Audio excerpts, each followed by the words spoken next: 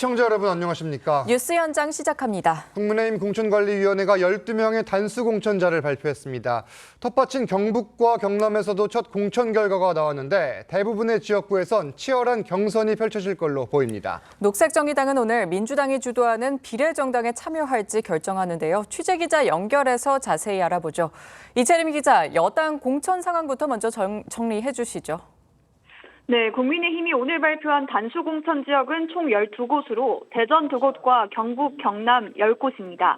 대전 유성을에선 민주당에서 당적으로 옮긴 이상민 의원이, 대전 동구에는 비례대표 윤창현 의원이 단수 공천됐습니다. 경북과 경남 29개 지역구 중에는 10곳에서만 단수 공천이 확정됐습니다. 경남에선 삼선의 박대출, 윤영석 의원과 대선의 윤한홍 점전수 의원, 초선 최영두, 강민국 의원 등이 공천돼 현역이 강세를 보였고, 경북에서는 이만희, 정의용 의원 등 2명만 공천이 확정돼 나머지 지역에선 경선 가능성이 높아졌습니다.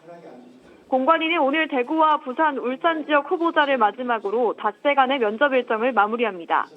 정영환 공천관리위원장은 공천 진행 상황에 대해 다음 주 초면 큰 틀은 형성될 것 같다며, 인재들이 중첩된 경우 면접이 끝난 이후 의사를 물어 재배치도 가능하다고 했습니다. 한편 민주당이 주도하는 비례위성정당 민주개혁진보연합은 어제 온라인으로 창당 발기인 대회를 열었습니다. 진보당과 새진보연합, 시민사회계가 함께하고 있는데 녹색정의당도 오늘 저녁 전국위를 열고 참여 여부를 결정합니다. 지금까지 정치부에서 TV조선 이채리입니다. 4월 총선 대진표의 윤곽이 조금씩 드러나는 가운데 민주당에선 공천을 놓고 파열음이 커지고 있습니다. 공천을 둘러싼 여야 상황과 정치권 쟁점들 패널 4분 모시고 자세히 짚겠습니다. 네, 최병묵, 이종근, 김상일 정치평론가, 김두수 시대정신연구소 대표 함께합니다. 안녕하세요. 안녕하세요. 안녕하세요. 네, 주제 바로 보시죠. 민주당부터 짚겠습니다. 친이재명계와 친문재인계 간의 공천 신경전 갈수록 커지고 있습니다. 이른바 명문 갈등의 핵심엔 임종석 전 비서실장이 있는데, 임 전 실장이 출마 의사를 밝힌 중구 성동갑 총선용 여론조사에선 이 전 실장이 제외되고 송파갑 여론조사에는 등장했다. 이런 지금 보도들이 나오는데, 임종석 전 실장이 지원을 한 지역에서는 정작 여론조사에서 빠졌다는 지금 보도 내용이잖아요. 그러니까 그 지역의 여론조사에서는 그 이제 민주당이 후보 적합도 조사를 했는데, 예. 거기에 임종석 전 실장을 빼고 대신 이제 추미애 전 법무부 장관을 넣었다는 얘기거든요. 그렇죠. 그렇게 되고 이제 임종석 전 실장의 경우에는 다른 곳에 등장을 하지 않았었는데 이제 송파갑에 임종석이라는 이름을 넣고서 후보 적합도 조사를 했다는 얘기는 중성동갑에는 공천을 줄 수 없지만 예. 뭐 송파갑 정도 되면 혹시 고려해 보겠다 뭐 이런 걸로 보입니다. 네. 그래서 이제 송파갑이라는 곳은 잘 아시지만 그 현재 국민의힘 김웅 의원이 현역 의원인데 불출마를 선언했죠. 그렇죠. 그래서 이제 TV조선 앵커를 했던 분이 이제 그 단수 공천을 받았는데 예. 이제 그 지역은 민주당으로서는 일종의 험지죠. 그러니까 임종석 전 실장한테 만약에 그 정계 복귀를 하려면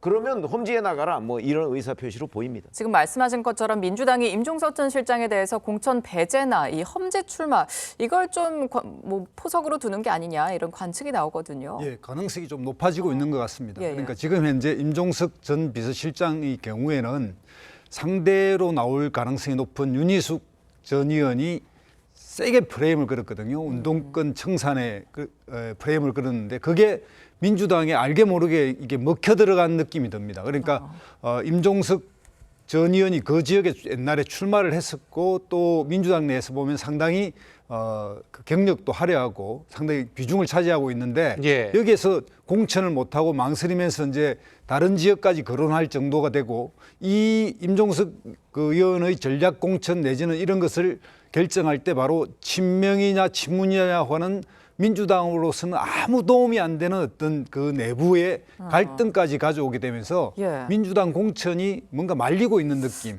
그게 이제 만약에 이제 다른 지역으로 간다면 이 지역은 안 되는데 그 지역은 험지니까 간다라는 이유 하나로 가지만 예. 그래도 윤희숙 의원이 이렇게 문제 제기한 이 프레임이 먹겠다는 측면은 틀림없는 사실입니다. 일단 중구 성동갑에 대해서 민주당은 이제 전략 공천 지역구로 지정을 해놨고, 임종석 전 실장은 그럼에도 이제 오늘 SNS에 승리를 만들겠다 이러면서 사실상 물러서지 않겠다 그런 그런 입장으로 읽혀요. 네, 그렇습니다. 일부 보도에 의하면 임종석 비서실장이 이재명 대표에게 만나자거나 예. 혹은 전화 통화를 하자라고 계속 요구를 했는데 이재명 대표 측에서 지금 피하고 있다. 물론 이재명 대표 측에서는 부인하고 있지만 그럼에도 불구하고 임 전 실장이 여기에 반발하는 모양새를 취하고 있는 것을 보면 소통이 이루어지지 않고 있다는 겁니다. 보통은 임종석 전 비서실장 정도의 어쨌든 중량감 있는 그런 정치인이라면 네. 이렇게 험지를 보내든 뭐를 하든 설득 과정이 분명히 필요하거든요. 네. 그래서 반발을 최소화해야만 공천의 어떤 파열음이 적게 날 수가 있는데 임 전 비서실장의 SNS를 보면 이렇게 험지든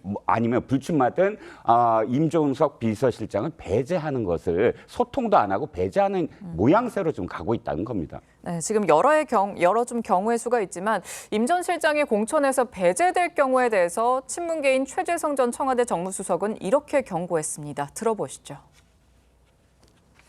임종석은 무조건 안 준다는 생각인 것 같아요. 그러면 임종석을 정점으로 예.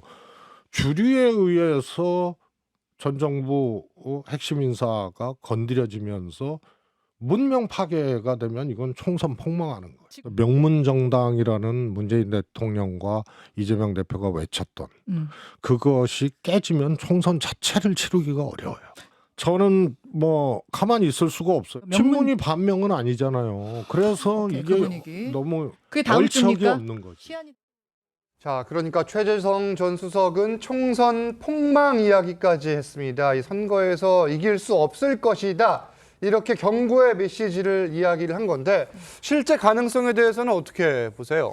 그러니까요. 이게 뭐 최재성 의원의 전 수석의 말이 일리가 있는 부분이 있어요. 뭐냐면 자기 측근이나 본인과 관련된 부분은 아무것도 하지 않고 남에게만 이런 거를 요구하고 그것이 또 상당한 세가 있는 친문이다.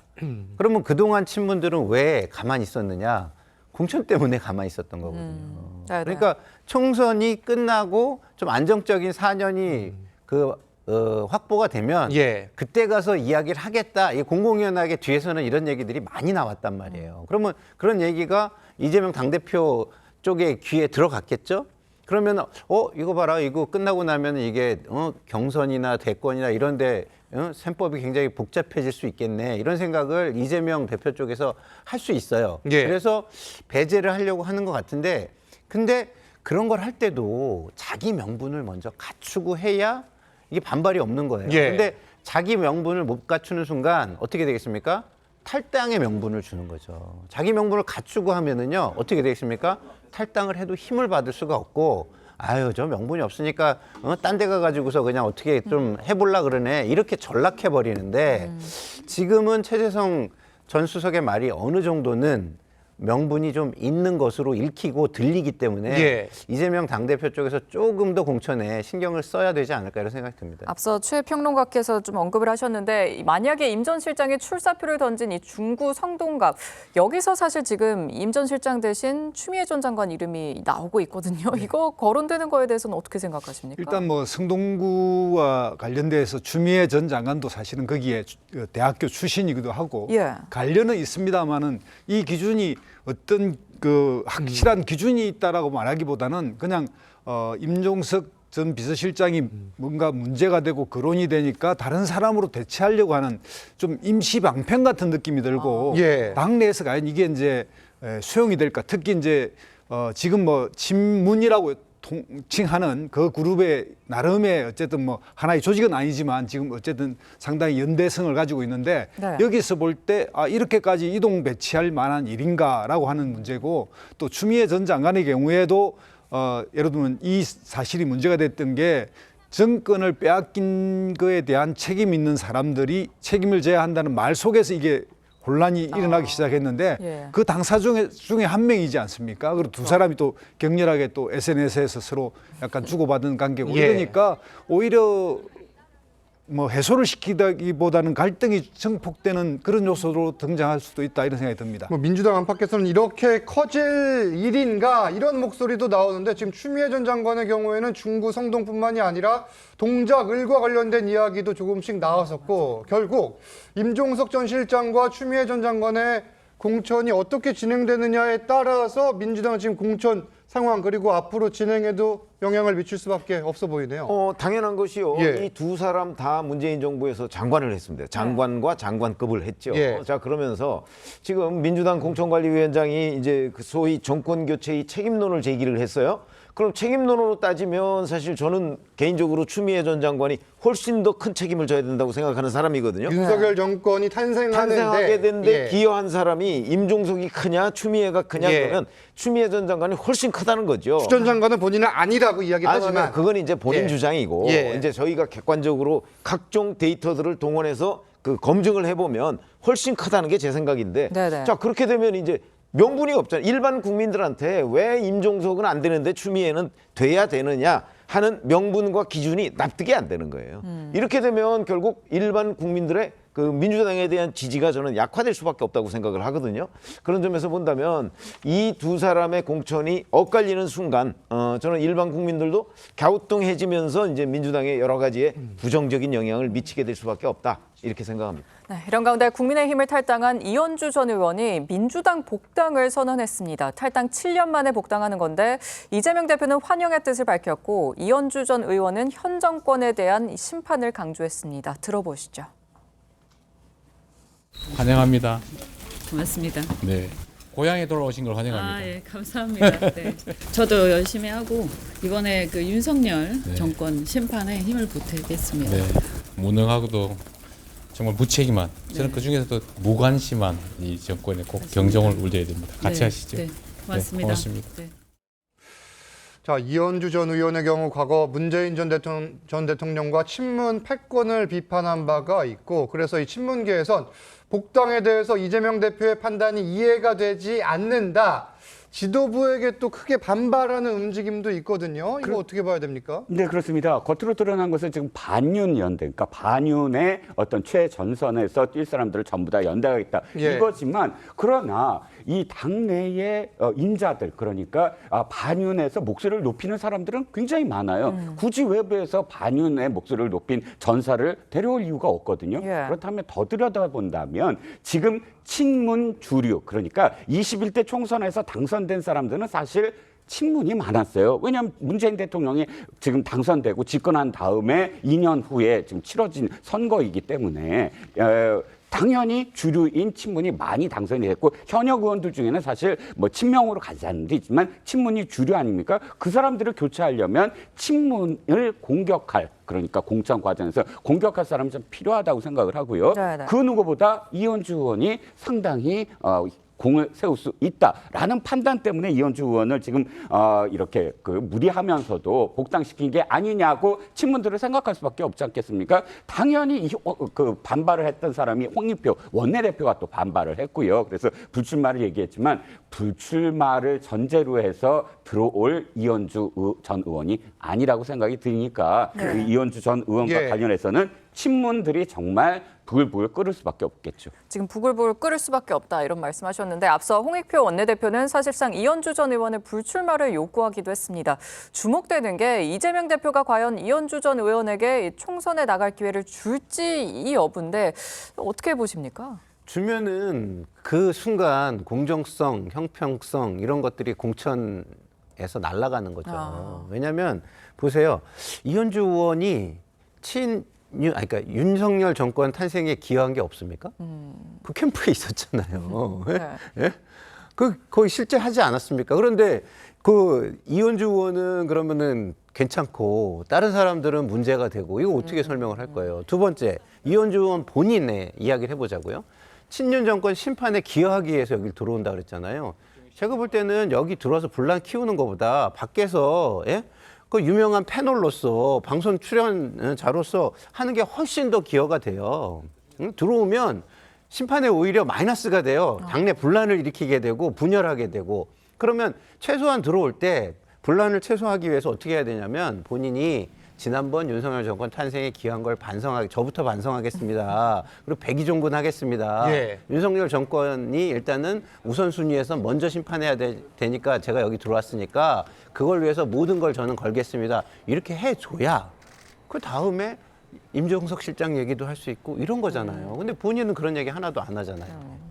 지금 뭐 이현주 전 의원의 경우에는 아직 출마를 할지 여부에 대해서는 구체적으로 입장을 밝히지 않은 것으로 알려져 있고, 뭐 출마는 본인의 자유이긴 한데 일단 어떤 선택을 할지 주목이 되고요. 민주당 공천 잡음의 또 한 갈래는 경선에서 배제된 예비 후보들의 반발입니다.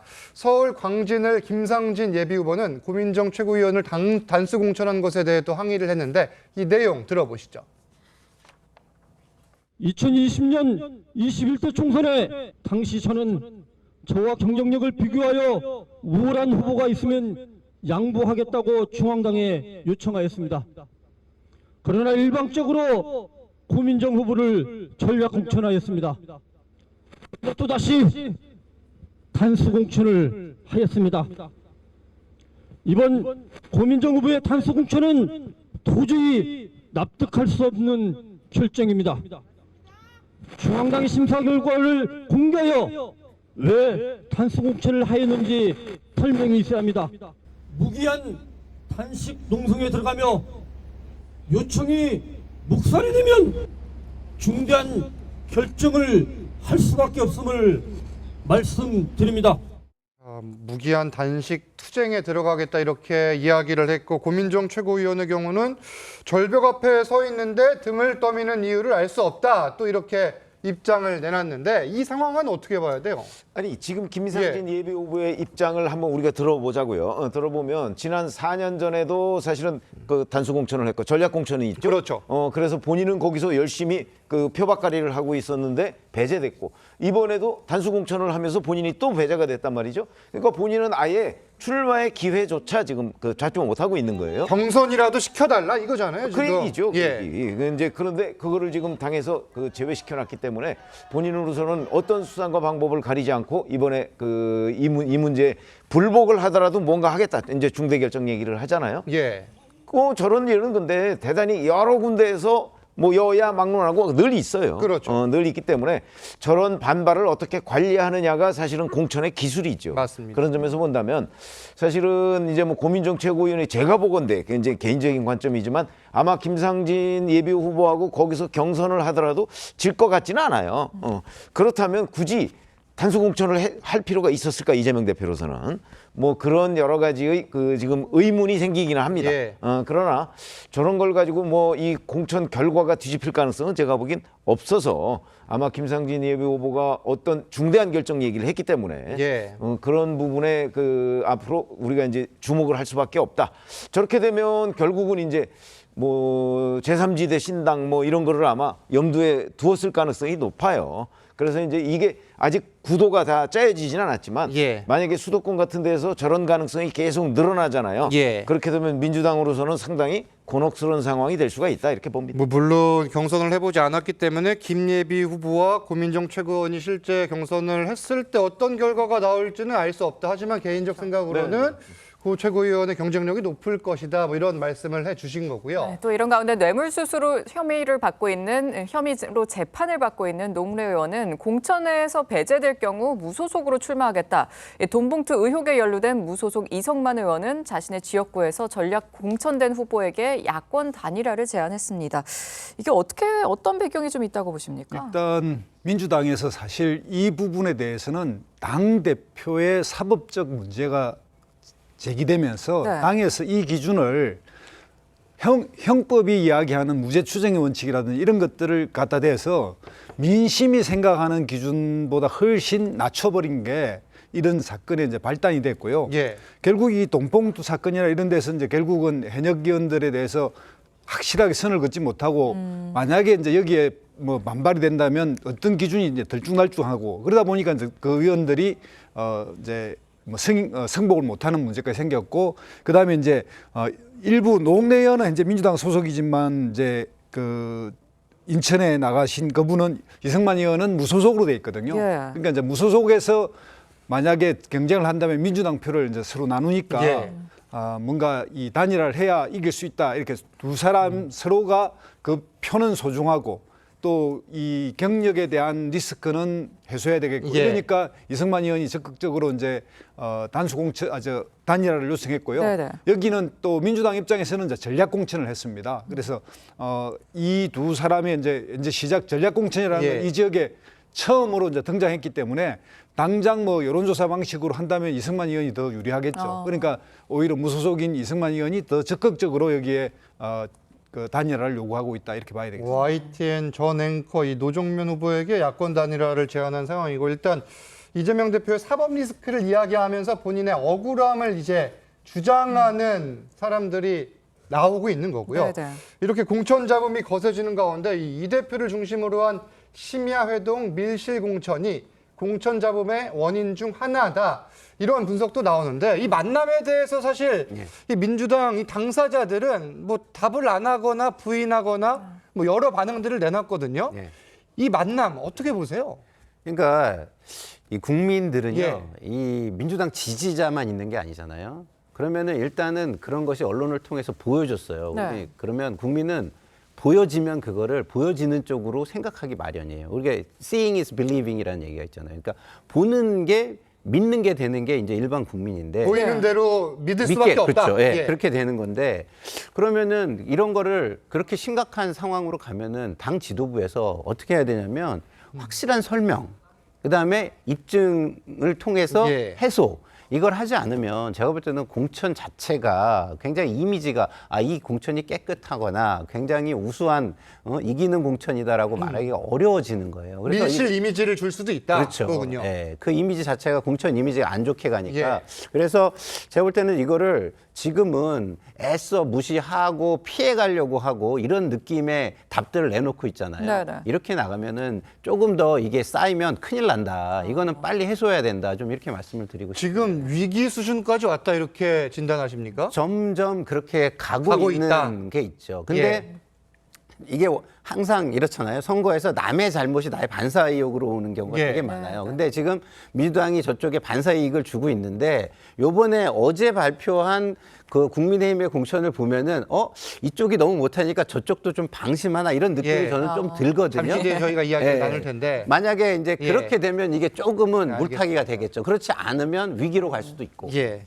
네, 또 이런 가운데 최서원 씨의 딸 정유라 씨가 안민석 의원의 지역구인 오산에서 무소속으로 출마하고 싶다는 뜻을 보였죠. 목표는 완주가 아니라 안 의원의 낙선이라고 했습니다. 이거 어떻게 보셨습니까? 지난 대선 때가 떠오릅니다. 그러니까 정의당 옛날 그 민노당 네. 대표가 박근혜 후보에게 그랬잖아요. 나는 당신을 떨어뜨리기 위해서 나왔다. 그리고 어떻게 됐습니까? 실제로 정치학에서 많은 어떤 데이터들이 예. 그것 때문에 박근혜 후보에게 보수가 결집을 했다. 이런 데이터가 나왔거든요. 2012년 겨울 얘기하시는 거예요. 네, 2012년 대선 후보 TV 토론을 이야기하고 네네. 있습니다. 자, 우리가 정치를 하는 이유는 사적 보복을 금지하기 위해서 정치를 하는 행위가 있습니다. 정치는 폴리틱스, 폴리라는 말이 붙은 것 전부 다 공적인 영역이거든요. 예. 그런데 지금 나오는 것, 유동규 씨나 혹은 또 정유라 씨나 개인적인 어떤 한이 있는 것, 또 원한이 있는 것, 그리고 안민석 의원이나 혹은 이재명 대표가 무엇인가 사람들이 납득할 수 없는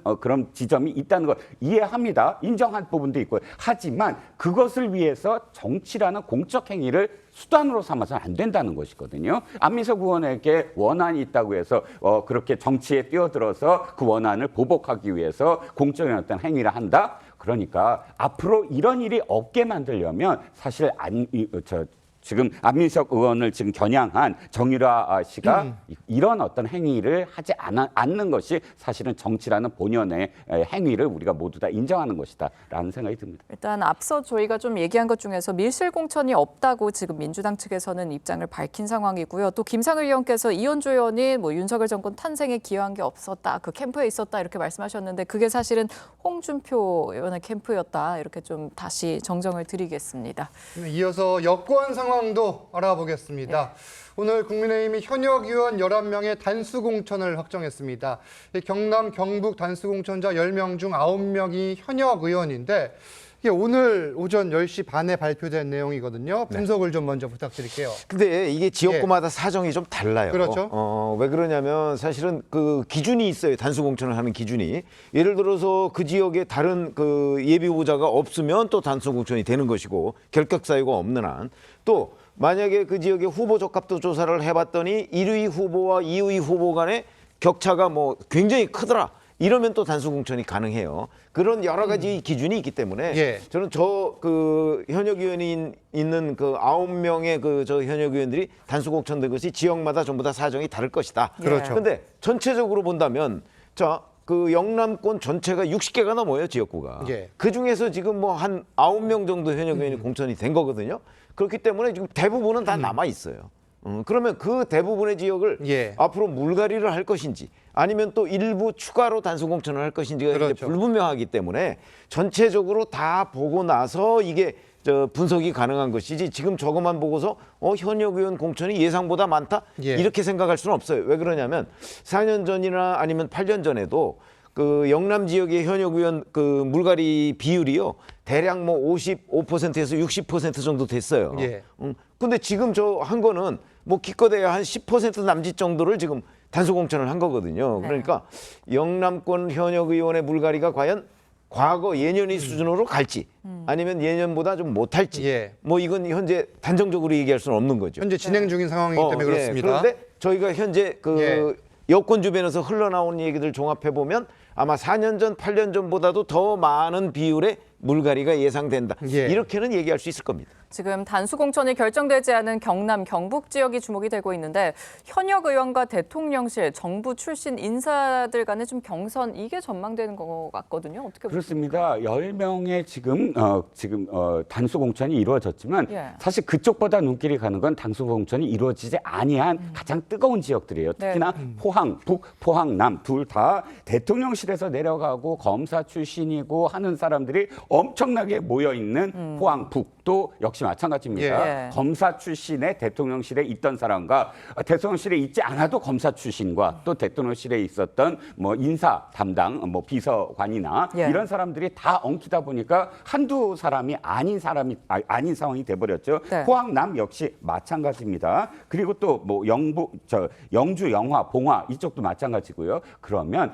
이 지역들이 그야말로 가장 뜨거운 이유는 예. 여기서 어떤 결과가 나오느냐에 따라서 혹시나가 된다 하면서 이제 비난이 쇄도하고 쉬운 지역만 하다 보니까 예. 이런 지역들을 이렇게 사천화하려고 했구나 이 소리가 나올 수밖에 없거든요. 이 세 지역이 그래서 가장 뜨거운 지역이라고 생각합니다. 일단 한동훈 위원장의 뭐 측근이라면 측근이라고 볼 수 있는 장동혁 사무총장 그리고 대통령실 출신 상당수도 경선을 치르게 될 걸로 보이는데 이게 사실 결과를 봐야 돼요. 그런데 야권에서 봤을 때는 좀 전에 김상일 평론가님이 말씀해 주신 것처럼 상대적으로 어떻게 지금 비춰지고 있습니까? 여권의 공천 상황. 일단 뭐 냉정하게 보면 예. 죄송합니다.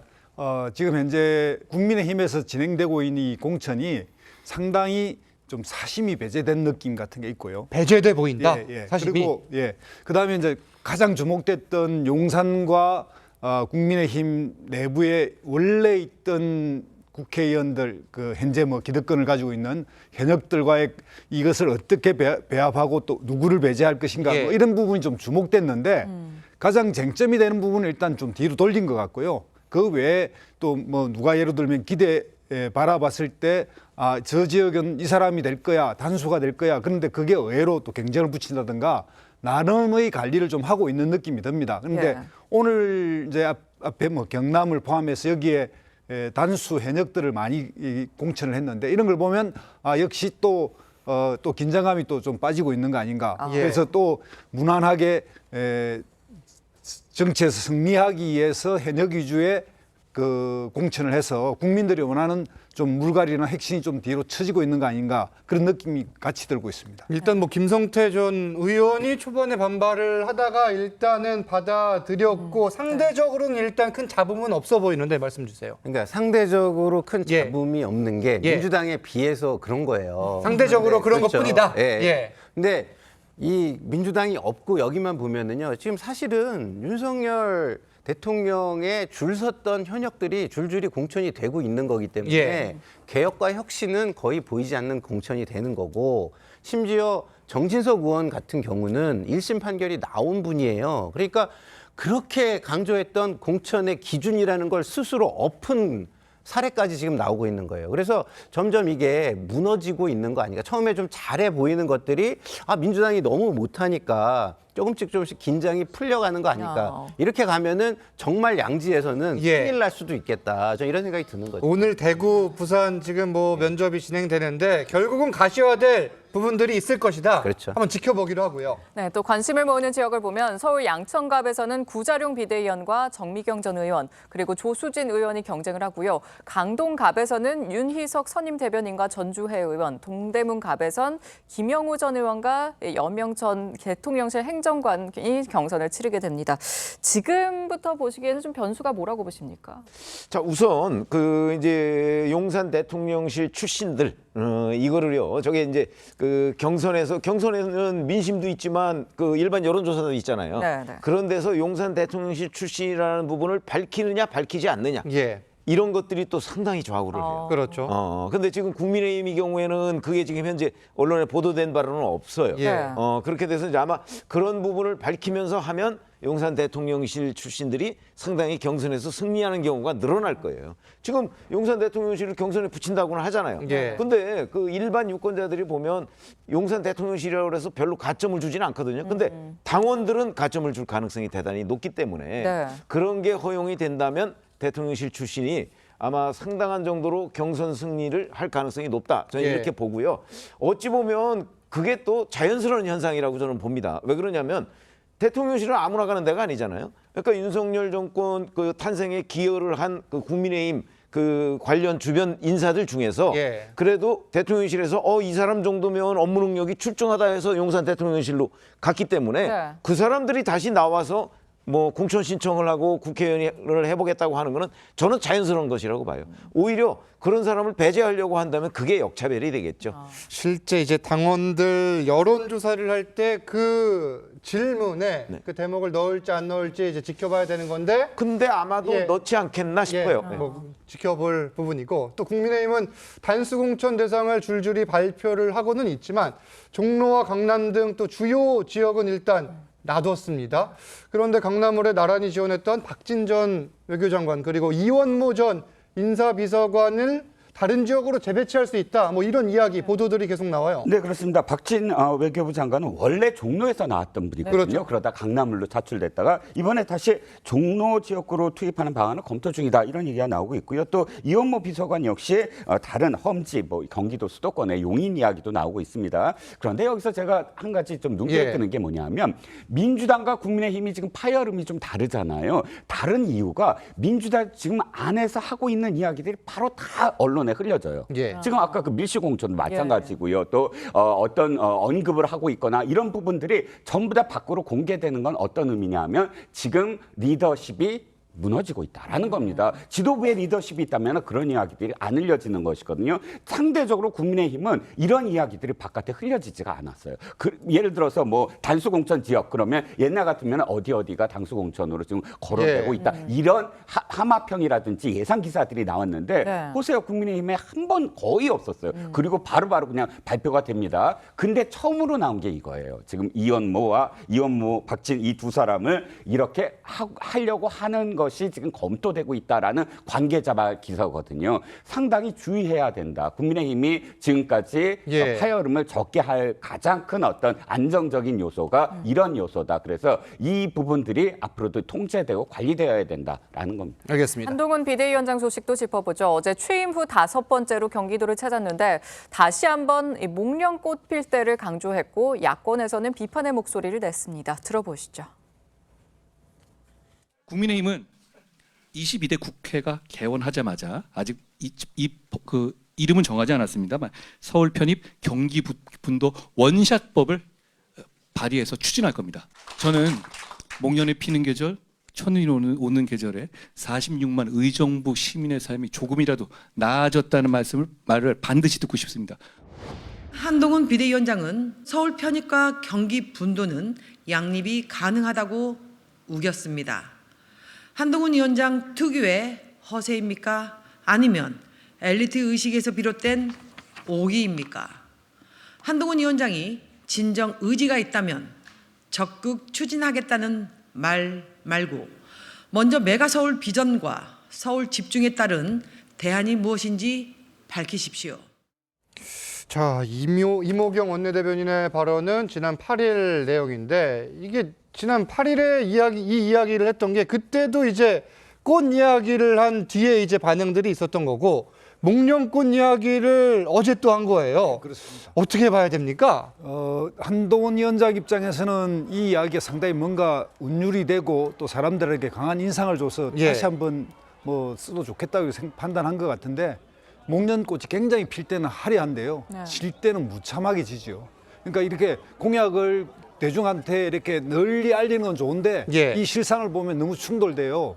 만약에 이렇게 분도하고 또 서울 편입이 같이 이루어지면 좋은 게 동시에 뭐 뜨거운 얼음이라든지 네모난 동그라미라든지 예. 이런 잘 성립이 잘 안 되지 뭐 않습니까? 따뜻한 아이스 아메리카노 뭐 이런 맞습니다. 말씀이시죠? 예, 그런 거 마찬가지로 대중들이 들을 때는 화려하지만 한 번 더 생각해 보면 아 그건 아니지 이렇게 될 가능성도 높고 네. 문제는 이런 수도권 문제가 우리 대한민국의 미래의 모습인가 이게 초집중에 지금 절반 이상이 살고 있는데 이것이 분권 자치가 되고 뭐 예를 들면 불경의 메가시티 구상을 국민의당 단체당들이 다 이걸 없앴고 이번에 저 김포 편입이라든지 이런 거에 대해서 지금 국민의힘 단체장들 세 분이나 이상이 이걸 반대했거든요. 네. 당내 의견도 제대로 조정하지 않은 상태에서 선거라고 계속 예. 내지르기만 하고 있는 거 아닌가 이런 생각이 듭니다. 비판을 해주었고 한동훈 위원장은 김포 등의 서울 편입과 경기 분도를 강조를 하고 있는데 어떤 영향을 미칠지는 좀 지켜봐야겠습니다. 다음 소식 보겠습니다. 윤석열 대통령은 어제 대전 카이스트를 찾았습니다. 연설 중에 한 학생이 항의를 하다 경호원에게 끌려나가는 일이 있었는데 화면부터 보겠습니다.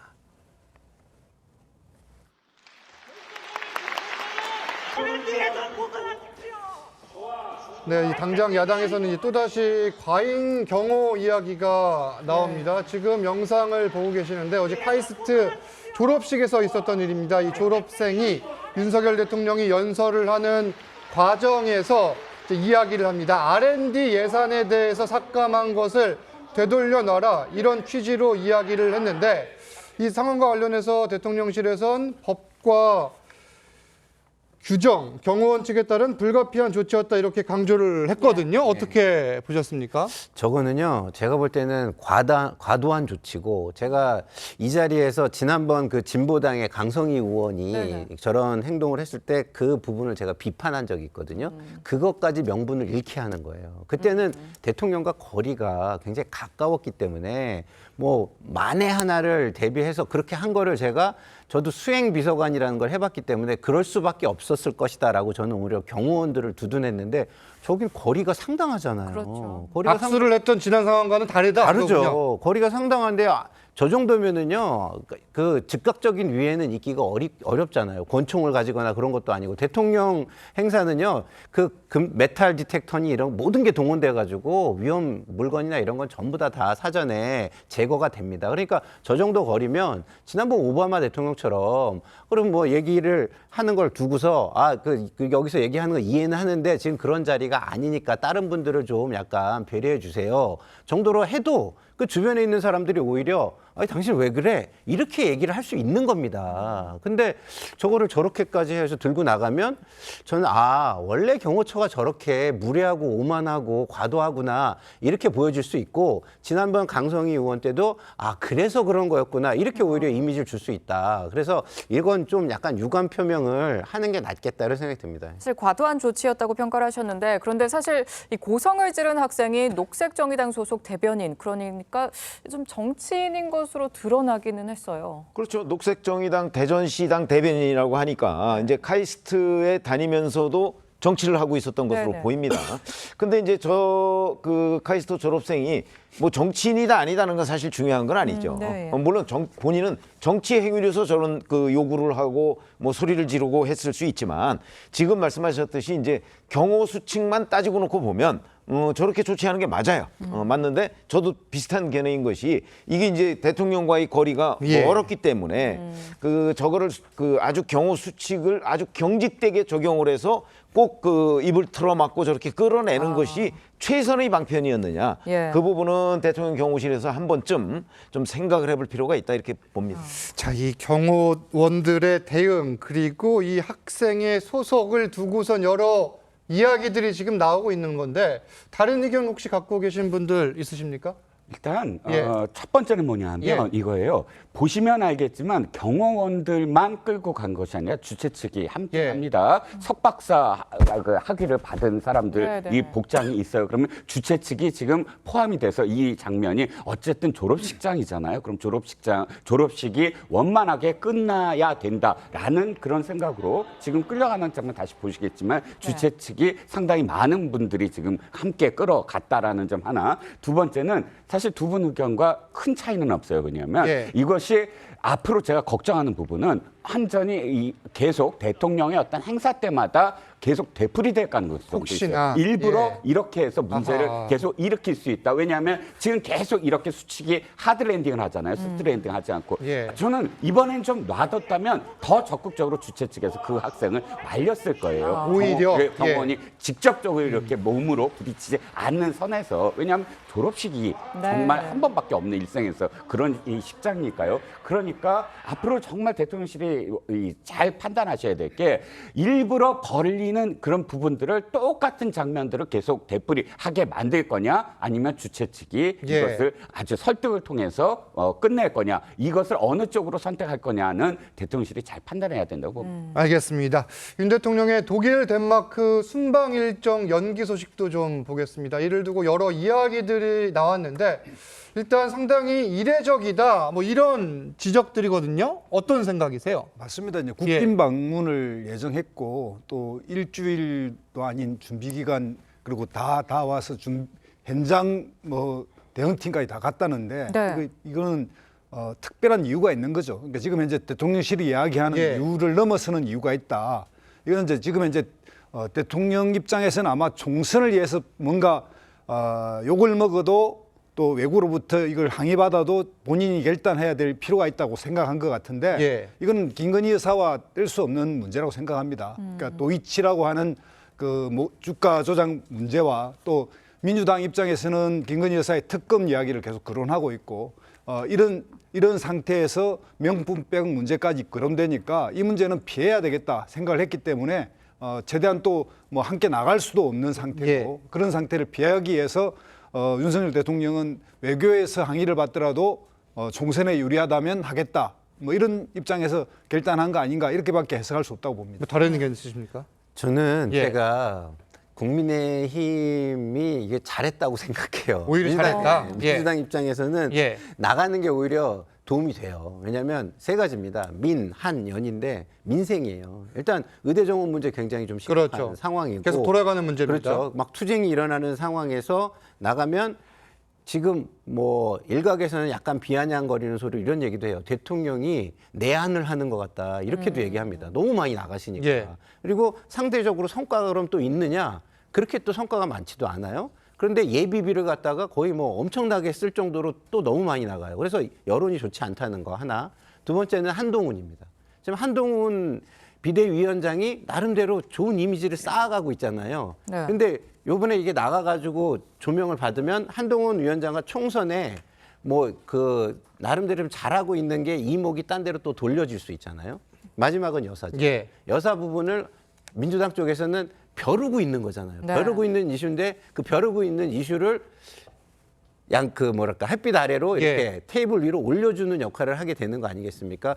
그런 측면에서 민주당 쪽에서는 오히려 저는 예. 아쉬운 부분이고 대통령실은 조금 비난이나 뭐 이상한 이야기가 있더라도 정무적으로 굉장히 잘 판단하고 잘한 거예요, 이건. 정무적으로 잘한 결정이다. 그런데 김건희 여사가 일단 63일 만에 침묵을 깼습니다. 김 여사가 편지를 지금 전달을 한 건데 그러면은 뭐 공개 행보를 시작을 하는 겁니까? 어떻습니까? 아닌데 예. 이걸 잘 예. 들여다 보면 침묵을 깼다라고 할 수는 없을 것 같아요. 그렇습니까? 어떤 행보를 보였다기보다 예. 자 어떤 일이었냐면 유재국 경이라고 한강에서 이 투신 경찰대 구조대원입니다. 투신한 사람을 찾으러 갔다가 다리 밑에 그 발이 끼어서 못 올라와서 예. 안타깝게 숨진 사건입니다. 그런데 이번이 4주기예요. 2월 15일이. 근데 3주기 때 김건희 여사가 작년에 갔었어요. 예. 가서 그 아이가 지금 뇌성마비거든요. 아이를 안고 위로했습니다. 한번 만났던 분들이고 그래서 네. 다음 해에 꼭 과일 바구니를 보낸 거예요. 어떤 말을 한 것도 아니고. 예. 그러니까 인연이 이미 작년에 있었던 사람들에게 특히나 또 안타까운 사연이거든요. 그 부인은 사실상 이 남편의 그 비보를 듣고 조산을 했어요. 그러면 국민들도 굉장히 안타까운 그런 사연이었고요. 그래서 과일 바구니를 보냈습니다. 그건 인연이 있기 때문에 그 인연을 계속 이어가는 위로의 어떤 뜻이고 그런데 이것을 두고 행보를 보이기 시작한다라든지 말을 꺼내기 시작한다든지 예. 이건 확대 해석이다. 지금 이미 대통령의 순방도 지금 연기한 상황에서 굳이 그러면 김건희 여사가 나서는 이유가 있겠느냐 하는 예, 겁니다. 알겠습니다. 계속해서 다음 주제 보겠습니다. 제3지대 이야기인데 지금 통합을 선언한 지 일주일 정도 지난 개혁신당 심상치가 않습니다. 이준석 공동대표가 긴급 기자회견을 열겠다고 예고했다가 1시간 전에 취소를 하고 지금 뭔가 파열음 비슷한 게 들린다 이런 보도가 나오거든요. 어떻습니까? 그렇죠. 아니, 어제 최고위원 예. 회의가 예정이 돼 있었는데 그것도 갑자기 취소를 그렇죠. 했죠. 맞아요. 그리고 나서 이준석 대표 기자회견을 오늘 오전 10시에 한다고 했다가 또 1시간 전에 취소했고 이러면은 틀림없이 저 안에 무슨 일이 이루어지는 것 같은데 뭐 언론 보도들을 보면 이제 결국 이준석 대표와 이낙연 공동대표 간의 갈등 예. 뭐 이런 것들이 있다는 거죠. 특히 이준석 대표가 최근에 이제 이 당에 합류한 뭐 류호정 전 정의당 의원이나 네. 아니면 정의당 전 그 배복주 부대표 뭐 이런 사람들과 관련해서 본인과 정책적인 부분이 맞지 않는다. 뭐 이런 것 때문에 이제 비토를 하거나 뭐 주류가 될 수 없을 거라든가 뭐 자기가 대표의 권한으로 뭐 공직 후보에 추천하지 않겠다든가 이런 얘기를 계속 얘기를 했어요. 예. 뭐 이런 것들이 이제 결국 갈등을 조장하는 것이고 오늘 아침 조선일보 보도에 따르면 심지어는 자 본인한테 전권 대표라는 거를 맡겨달라 뭐 이렇게 이낙연 대표한테 요구했다고 하니까 이런 것들을 보면 결국 이준석 대표가 또다시 이 개혁신당 내부에서 주도권 다툼에 들어간 것 아니냐 하는 그 분석을 충분히 할 수 있거든요. 근데 그런 것들이 저희가 객관적으로 본다면 아마 성사되기가 굉장히 어려울 거예요. 예. 아니 공동대표가 2명이 있는데 그렇죠. 그 중에 어느 한쪽으로 그 사실상 전권 대표라는 거 그러려면 공동대표를 왜 했습니까? 그게 합당의 정신인데 뭐 이런저런 여러 가지 일들을 보면 개혁신당이 지금 이렇게 만약에 저걸 이준석 대표가 계속해서 저렇게 밀고 나간다고 한다면 결국 개혁신당의 그 어떤 갈등은 앞으로 점점 더 커지고 이번 총선 때 글쎄 뭐 총선 때까지 과연 유지가 될까? 뭐 이런 걱정까지 생기게 되는 장면이다 이렇게 봅니다. 네, 또 새로운 미래 측 관계자는 한 매체와 인터뷰에서 이준석 대표의 목리가 갈등을 부른 상황이라고 했습니다. 목리, 이거 어떻게 들으셨습니까? 일단 이준석 대표가 목리를 부렸다는 거는 그냥 언론에서 어떤 지어낸 이야기고요. 예. 현실은 뭐냐면 이준석 대표는 이 합당 과정에서 그리고 이 개혁신당은 진취적이고 아주 활동적인 그리고 비유를 하자면 성을 지은 것이 아니라 몽골 기병처럼 뭔가 활발하게 돌파를 해야 되는 그런 당 아니겠습니까? 작기도 하고. 그런데 이제 최고위원회를 구성하고 또 공동대표제를 두다 보니까 이 활동에 뭔가를 좀 게릴라전 방식으로 해야 되거든요. 이렇게 예측하지 않은 어떤 시간, 예측하지 않은 방법으로 예측하지 않은 장소에 나타나서 뭔가를 이루어야 돼 승리를 해야 되는데 그러려면 즉각 결정이 나야 되는데 이 공동대표나 이 최고위원회에서 계속 뭔가를 합의하자 그러면 앞으로 못 나가는 거죠. 그러니까 개혁신당의 장점을 살릴 수가 없기 때문에 그렇다면 가능한 이 장점을 살릴 수 있도록 그 당 공동대표를 비롯한 최고위원 전원이 지역 출마를 결의하자라고 하는데 이 지역 출마 결의를 이행이 안 되고 있으니까 그 점이 이준석 대표 입장에는 가장 답답하고요. 그다음에 이제 이런 좀 더 우리 사회에서 과거의 논제가 아니라 정말 현재 뭐 예를 들면 운동권 청산이니 군부 독재 청산이니 이게 아니라 현재와 미래의 민생 문제를 이야기해야 될 이 사안에 대해서도 예. 당내 이 최고위원회가 계속 검열기관 역할을 하면 안 되거든요. 그래서 좀 빠른 결정을 위해서 당 대표와 이 정책위 의장 간의 협의를 통해서 이 일을 처리하자라고 제안을 했는데 이런 부분에 대해서 아직까지 확답을 주고 있지 않기 때문에 그런 점이 약간 당 밖으로 표출된 것이다 이렇게 설명드립니다. 결국은 봉합될 가능성이 높다 이렇게 보시는 거죠? 맞습니다. 이거는 알겠습니다. 뭐냐면 예. 이준석 예. 대표가 당의 대표니까요. 알겠습니다. 지금까지 정치권 쟁점들 짚어봤습니다. 감사합니다. 감사합니다. 감사합니다.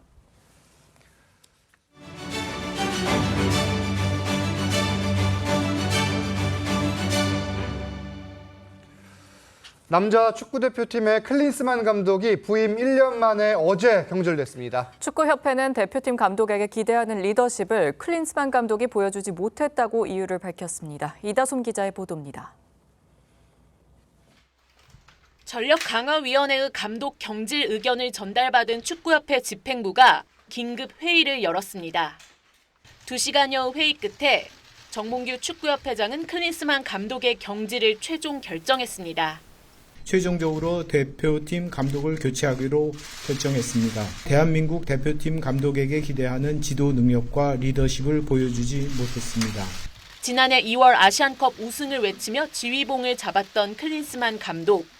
하지만 재임 기간 내내 잦은 재택근무로 태도 논란을 일으켰고 선수단 관리도 엉망이었던 게 이번 아시안컵을 통해 드러났습니다. 문제는 거액의 위약금입니다.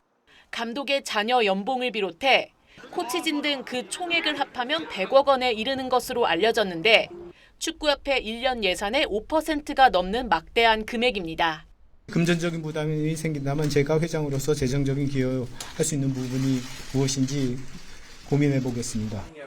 클린스만 감독은 지난 2016년 미국 대표팀 감독에서 경질돼 80억 원 넘는 위약금을 챙긴 바 있습니다. 협회의 공식 발표에 앞서 자신의 SNS를 통해 사퇴를 암시한 클린스만 감독은 아시안컵 준결승까지 보내주신 성원에 감사하다면서 12개월 동안 13경기 무패라는 놀라운 여정이었다는 소감을 전했습니다.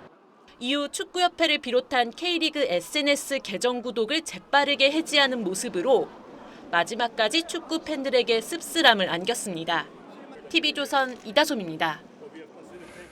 보신 것처럼 클린스만 감독이 선임된 지 1년도 안 돼 경질됐습니다. 손흥민 선수는 대표팀 내분이 알려진 뒤 처음 입장을 내놨는데 한 주간의 이슈들까지 하나씩 알아보겠습니다. 네, 권상희 시사평론가 새로 모셨습니다. 안녕하세요. 안녕하세요. 자, 결국 경질이 됐습니다. 네, 그러니까 우리 대표팀하고는 악연으로 끝을 맺었다 이렇게 말씀드릴 수가 있는데요.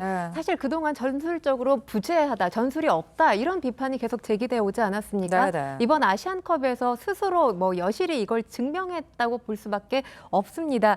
사실 그 외에도 스타 플레이어이기 때문에 우리가 기대했던 게 한 가지 있었습니다. 어떤 거냐면 이 선수 출신이어서 선수 심리 장악에는 능할 거다. 이런 긍정적인 기대감이 있었습니다. 그런데 최근에 지금 손흥민 선수, 이강인 선수 간에 물리적 충돌이 있었다는 보도가 이어지지 않고 있습니까? 그 과정에서 감독으로서 전혀 리더십을 발휘하지 못한 것이 또 입증이 됐습니다. 본인 책임, 지는 모습을 한 번도 보여준 적이 없죠. 본인 책임은 회피하면서 선수단 불화가 이번 경기 결과에 영향을 미쳤다. 이런 발언을 하면서 우리 국민들 또 한 번 공분케 한 것이 이번 경질의 가장 큰 배경이 되지 않았나 싶습니다. 지금 클린스만 감독이 받게 될 위약금 액수도 논란인데 클린스만 코치진의 조야 활동까지 하면 이게 100억 원에 달한다고 해요? 네, 그렇습니다. 클린스만 감독의 계약 기간이 2026년 6월에서 7월, 그러니까 이때 예정된 북중미 월드컵 본선까지입니다. 그런데 계약 이 조항에 경질 시에 자녀 연봉을 지급해야 한다는 조항이 있는 것으로 알려졌습니다. 그래서 클린스만 감독에게 축구협회가 지급해야 될 위약금이 70억 원이고요. 그리고 클린스만 감독의 사단, 코치진이 있지 않습니까? 그들에게까지 지급해야 될 위약금까지 더하면 약 100억 원이라는 계산이 나옵니다. 하지만 계약서에 이 재임 기간 한국 거주 조항이 있는 것으로 전해지는데요. 계약을 제대로 이행하지 않을 책임을 물어야 한다는 지적도 일각에서 제기되고 있습니다. 클린스만 감독은 과거 미국 대표팀 감독에서 경질될 때도 이미 위약금을 받은 바가 있었고요. 지금 문제는 북중미 월드컵 예선입니다. 당장 다음 달에 열리는데 이 상황을 수습할 지금 사령탑이 가장 중요해 보이거든요. 네, 그렇습니다. 일단 정몽규 회장은 차기 감독에 대해서 국내 지도자로 한정짓지는 않았습니다. 예. 감독 선임 작업을 이제 맡아야 될 전력강화위원회, 이것도 또 지금 새롭게 구성을 해야 되는 상황이에요. 거기다가 외국인 감독과 협상을 하기에는 시간이 촉박한 게 사실입니다. 클린스만 감독과 이 협상을 진행하는 데 들었던 시간이 2달 반이었던 것으로 전해지거든요. 그렇기 때문에 이런 상황으로 미뤄봤을 때 국내 예. 지도자가 유력한 상황이고요. 우리 선수들을 잘 알고 있는 홍명보 감독이나 황선옥 감독, 그리고 김기동 감독 등이 물망에 오르고 있는 것으로 전해집니다. 감독 선임 작업이 만약에 예상보다 상당히 늦어지게 될 경우에 일단은 감독 대행 체제로 월드컵 예선을 그렇죠. 치를 전망이 커 보입니다. 네, 또 손흥민 선수는 아시안컵 기간 중에 있었던 대표팀 이 내분 사태가 공론화된 뒤 처음으로 심경을 밝혔습니다. 잠시 듣고 오시죠. In a very important time, it was very painful also, but also part of half part of myself. I want to be part of a national team as well. So, but as soon as when I come back, they give a tough week, but with the players, with the fans, with the staff, with the coaching staff, everybody, and they lift me up so well, and that's I'm back to positive Sunny again. Yeah, toughest week of probably I would say of my life, but you guys all make me very happy again and lifted up, and this moment I will never forget my life. 자, 일주일이 가장 힘들었던 시간이었다 이런 이야기까지 했는데 일단 팀 내 갈등의 중심에 있었던 선수도 손흥민 선수 그리고 이강인 선수인데 다음 달 태극마크를 달 수 있을지도 주목이 돼요. 일단 지금 이강인 선수가 손흥민 선수에게 주먹질을 했다는 이 부분에 대해서 논란이 계속해서 확대되고 있는 상황입니다. 일부 선수들이 이강인 선수들을 다음 A매치에 선발할 경우에 이 대표팀 차출 거부하겠다 이런 움직임까지 보이고 있기 때문에 봉합이 현재로서는 쉽지만은 않아 보입니다. 현재 협회가 내릴 수 있는 현실적인 징계라고 한다면 선수를 대표팀에 소집하지 않는 것으로 지금 거론되고 있는데요. 가장 좋은 해결책이라고 한다면 이 선수단 내 앙금 빠르게 풀어서 기존처럼 최상의 전력을 구축하는 것이겠죠. 그렇기 때문에 차기 대표팀 감독 누가 되든지 간에 선수단 장악 능력이 가장 중요해질 것으로 보입니다. 알겠습니다. 지금 뭐 갈등이 있었던 일부 선수들에 대해 악플도 계속 달리고 있는데 이 부분은 조금 자제를 해주셨으면 하는 바람입니다. 다음은 미스트롯 3 소식입니다. 톱10을 결정지을 5라운드 경연이 시작되는데 시리즈 사상 처음으로 혼성 미션이 진행돼 화제를 모았어요. 네, 처음 보는 이 경연 방식이었고 그만큼 재미가 있었습니다. 5라운드 1차전 삼각대전으로 펼쳐졌는데요. 미스트롯, 미스터트롯 시리즈 계속해서 지금 5번째 시리즈거든요. 처음으로 선보인 겁니다. 혼성 합동 무대가 펼쳐졌는데 미스트롯에서 미스터트롯 탑7이 든든한 지원 사격에 나선 겁니다. 함께 무대를 꾸민 거예요? 네, 그렇습니다. 예. 삼각대전은 미스터트롯2 탑7 인기를 반영하지 않기 위해서 마스터 총점으로만 계산이 됐습니다. 그러니까 관객 점수는 배제가 된 거죠. 마스터 총점 1,100점으로만 승부가 가려졌고요. 상대평가가 아닌 절대평가로 마스터들이 점수를 매겼습니다. 네, 어떤 무대가 펼쳐졌을지 기대가 되는데 미스터트롯2 우승작 안성훈과 3, 4라운드에 진 정서주, 2라운드에 진 오유진이 함께한 무대 먼저 함께 만나보시죠. 사랑이라오 한 송이 꽃이라오 천송이 만송이 당신께 주고픈데 손끝에 엉성이 구겨진 들꽃 하나가 내 맘을 불꽃처럼 태웠소. 사랑이라오 한 송이 꽃이라오 천송이 만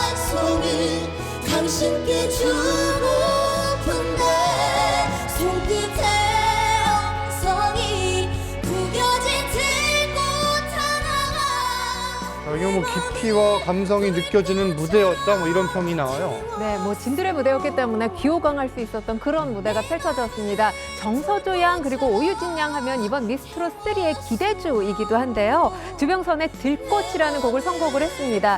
오유진 양 하면 힘 있는 목소리가 강점인데 이번에 완급 조절을 참 잘하는 그런 모습을 보여줬고요. 예. 정서주 양은 감성 천재로 또 불리죠. 감성이 풍부한데 또 여기에 힘 있는 목소리를 보여주면서 또 한 번 변신하는 모습이 눈에 띄었습니다. 두 사람 점수도 상당히 잘 받았어요. 마스터 점수 정서주 양이 1053점이었고요. 오유진 양이 1048점, 5점 차이밖에 나지 않았습니다. 네, 그런가 하면 미스터트롯 2에서 선에 오른 선수들도 화려한 무대를 꾸몄는데 이것도 함께 감상해 보시죠.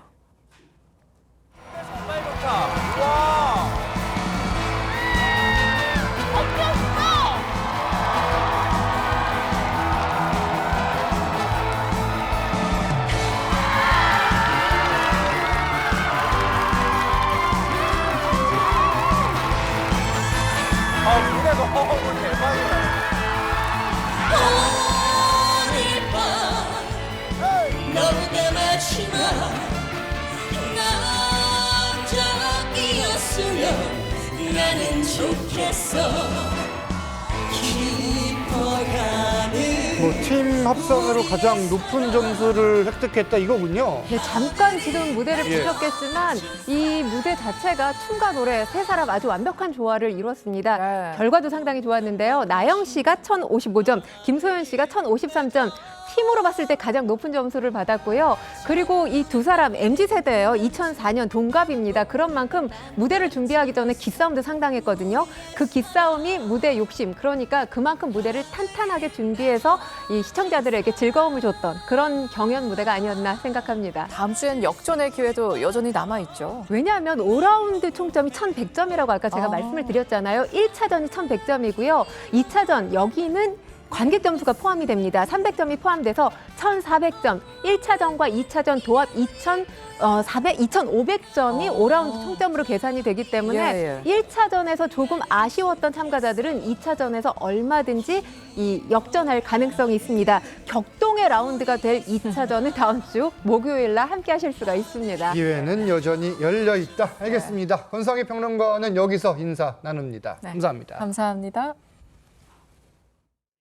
아침 추위가 오래 머물진 않아서 날이 포근한데요. 하늘도 맑게 드러나 있습니다. 오늘 서울의 낮 최고 기온은 10도, 대구는 15도까지 올라 포근하겠습니다. 오늘과 달리 내일은 전국 하늘 흐려지겠고 대부분 지역에 비가 내리겠습니다. 특히 남해안과 지리산 부근, 제주에는 100mm 이상의 폭우가 쏟아질 텐데요. 피해 없도록 유의하셔야겠습니다. 내일 오전부터 전국에 초속 15m 이상의 강한 바람이 불겠고 오후부터 제주와 전남 남해안에서는 초속 20m가 넘는 돌풍이 예상됩니다. 내일 아침 대부분 영상권으로 올라서며 큰 추위는 없겠습니다. 낮 기온은 오늘보다 2도에서 6도가량 올라 더욱 포근하겠습니다. 내일 오후부터 서해와 제주 해상에서 물결이 최대 4m 안팎으로 거세게 일겠습니다. 다음 주 목요일까지 전국에 비나 눈이 자주 내리겠고요. 당분간 기온 변화가 심할 전망입니다. 날씨였습니다. TV조선 뉴스 현장 마칩니다. 함께 해주신 여러분 고맙습니다.